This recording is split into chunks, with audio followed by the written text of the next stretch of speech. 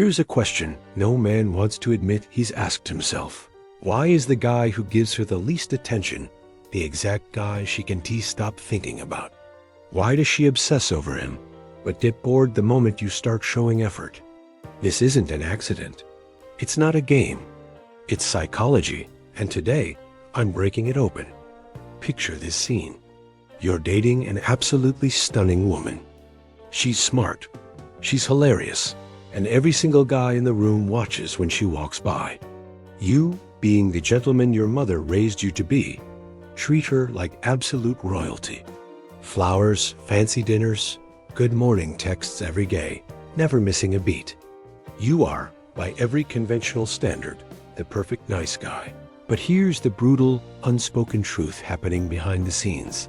She's slowly, quietly, losing interest in you.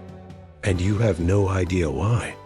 Meanwhile, some average dude, maybe a bartender, maybe not even that good-looking, has her completely obsessed, always chasing his attention.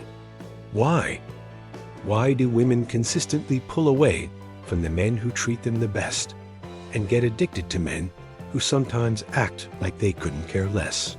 The uncomfortable truth is this. For a woman to genuinely desire you, she must never feel completely secure in your affection. She has to feel like she's always reaching upward to deserve your attention. This isn't about being cruel. It's about understanding the deep, primal psychology that drives female attraction. If you're tired of being the guy women like, but never truly love, hit that like button and subscribe right now. You're about to learn the single most important lesson in relationship psychology. And trust me, it's going to shatter everything you thought you knew. Part 1. The evolutionary trap, hypergamy. Let's start with evolution. It's hardwired into her DNA. For millions of years, women were biologically programmed to seek a partner with higher survival value than themselves. Back in the caveman days, the woman who chose the nice guy, who brought pretty flowers, her lineage probably died out because that guy couldn't protect her from predators or provide during harsh winters. This ancient code, what psychologists call hypergamy, is still running in her subconscious today. When you act needy, overly available, or constantly accommodating, you are sending a clear, primal signal. I have no other options. I am weak. I am afraid of losing you. To her ancestral brain, that signal translates directly to low survival value. And when a woman perceives a man's value as lower than or equal to her own, her attraction circuitry literally starts to shut down. It's not a conscious choice. It's a biological reaction. Part 2. Perceived value overrides actual value. This brings us to the idea of sexual market value, SMV. Most guys get this wrong. They think SMV is all about their six-pack, their job title, or their bank account. Those things help, sure, but they are not the primary drivers. The real SMV is determined by perceived value, how you carry yourself, and most importantly, how much you seem to need her validation. Remember the successful lawyer guy from the start?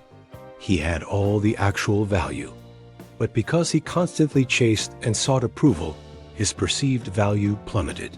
The bartender, on the other hand, he carried himself with an abundance mindset. He didn't care if she replied quickly or not. He behaved like a man with options, and that indifference at lack of neediness signals high value. It tells her, I'm a prize, and I'm not desperately trying to win you over. Part 3. The power of the unknown, uncertainty. Here's the key psychological mechanism. The less certain a woman is about your interest, the more mental energy she invests in thinking about you. Think about it. We value what we're uncertain about. We take for granted what we know we have. When you immediately show your hand texting non-stop, telling her she's your world on the second date, you remove all challenge and all mystery. She no longer has to work for your attention because you're giving it away for free.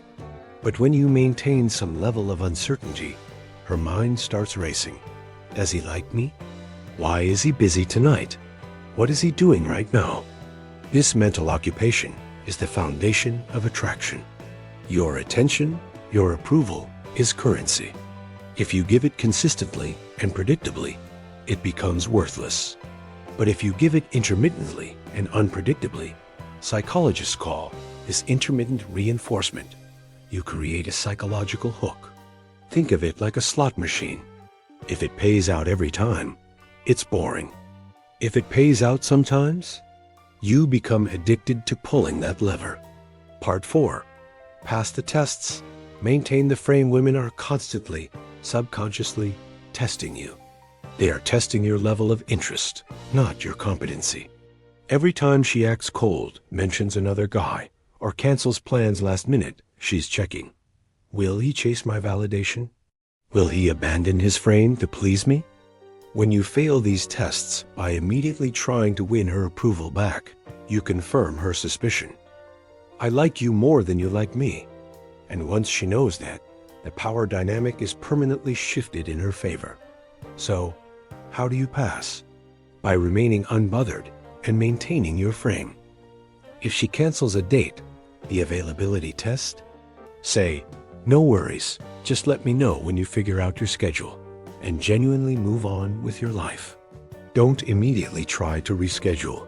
Finally, show masculine leadership. Women are attracted to men who can lead, make decisions, and have a clear vision for their lives. Instead of asking, "What do you want to do tonight?" try, "Hey, we're trying that new Italian spot downtown on Friday." You're not being controlling. You're being decisive, and that confidence is a psychological gift. It allows her to relax and trust your judgment.